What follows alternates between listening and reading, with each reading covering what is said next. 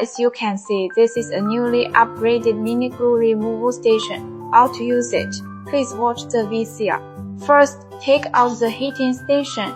Rotate the handle sleeve. Loosen and remove the soldering iron tip.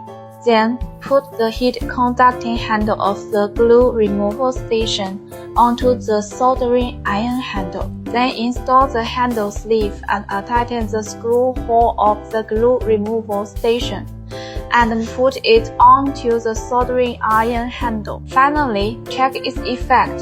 It is suitable for chip positioning, heating, degumming, desoldering, and other purposes of multiple CPU models A9, A18, and is compatible with the 936, 210 T12 soldering stations and soldering irons.